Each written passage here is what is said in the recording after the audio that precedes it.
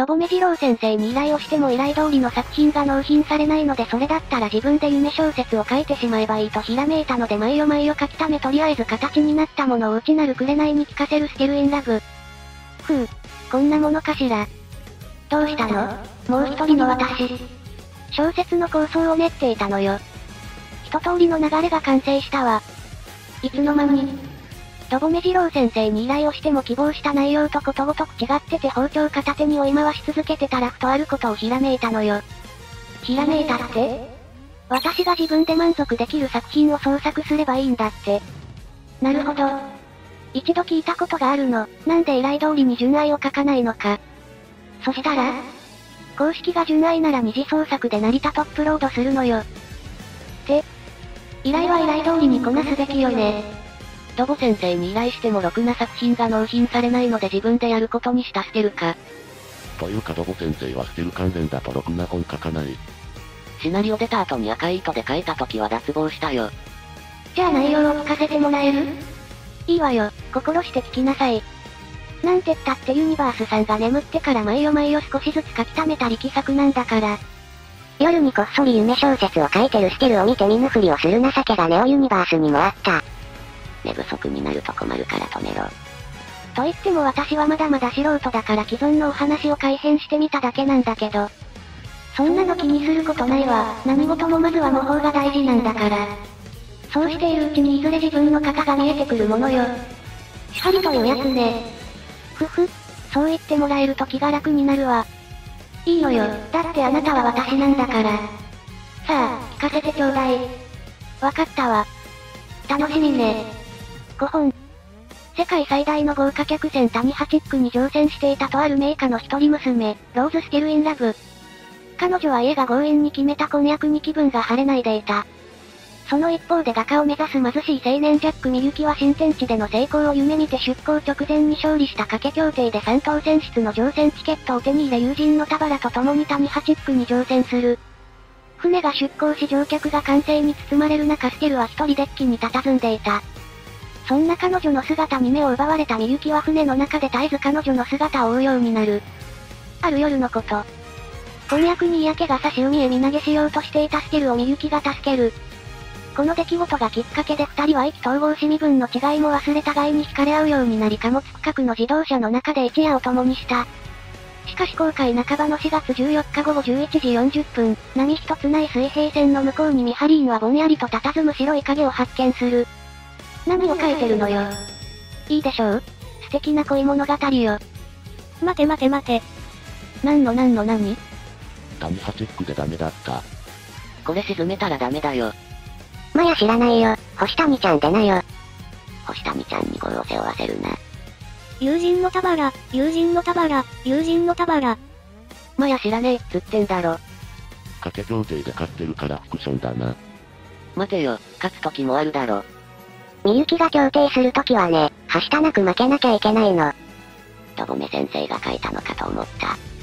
こういうのはドボメよりお米の方だろう。ドボメ二郎はなぜかステルの純愛を素直に書かないからな。でもこれ絶対に悲恋よね。せっかくの空想が悲恋でいいの？この前のトレーナーの夢よりよっぽどひどいわよこれ。もう一人の私にはわからないかしら。このレベルの話は。ステルの婚約者ってどこの大王なんだ。まあいいわ。ところでミハリーが見つけた白い影って？ダルマエさんよ。世界観どうなってるの？悲劇になる雰囲気は消えたけど。ダルマエさんなら衝突しようがないからセーフか。本当にただ見つけただけだな。ダルマエさんが出てきて太平洋フェリーとかサンフラワー感が出てきた。正直サンフラワー号が事故ったとしても沿岸からすぐ救助機操だし救命ボートとかもいっぱいあるだろうしな。はしたない。こんな小説を書いてしまって。まあ楽しいのならいいけれど。ちなみに別ジャンルの作品もあるの。そうなの？物語の主人公は天涯孤独の少女、ステルインラブ。ステルインラブはある部隊差率いる政府の特務機関に捕らえられ飛行客船に乗せられていた。愛に目を焼かれるある部隊さ。焼かれたのは奇跡にだぞ。慎みなさい。あなたは今ブラメンテの母の前にいるのよ。確かにすごいが。そこへ空中海賊タバーラ一家が襲撃を仕掛けてくるの。ラピュタを元にしたお話なのね。絶対出てくるまや。たばら。まや知らないよ。40秒で支度しな秀明、飯行くぞ。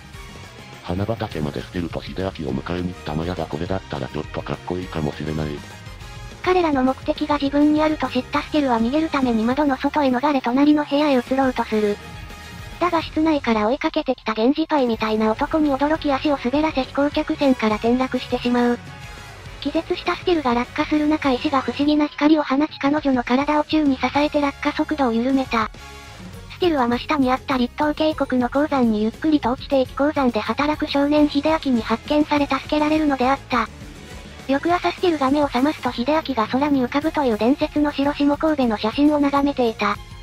秀明は今は亡き谷先生が生涯で一度だけ下神戸を目撃し写真を撮ったが詐欺師扱いされたその汚名を注ぐべく下神戸へ行くことが自分の夢だと語った。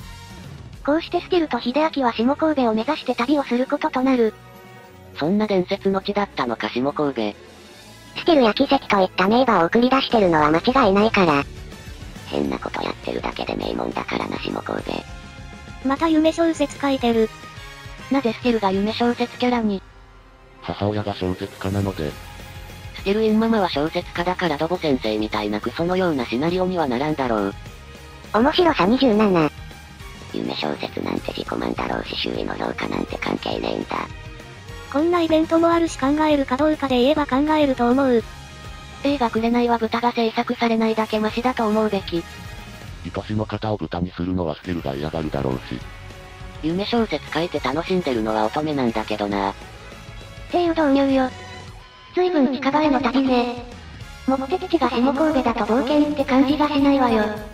甘いわねもう一人の私、大事なのはその旅にかける思いなのよ。そういうものかしら。タイトルは天空の城下神戸ね。大丈夫？それ最後下神戸崩壊しない？言ったでしょう？あくまで原作を軸にしてるわけだから崩壊するのも必然なのよ。まあ、そうね。でも安心して、もう一人の私。え？下神戸は滅びないわ、何度でも蘇るの。そう。これどっちの話だ？どっちっていうからピュタも崩壊してるし下神戸も崩壊してるだろ。奇跡。メガー。下神戸を目指す天空の城下神戸より苫小牧に移住する永住の木苫小牧にしませんか？でも他にも聞きたいことがあるわ。何でも聞いてちょうだい。源氏パイみたいな男って何なの？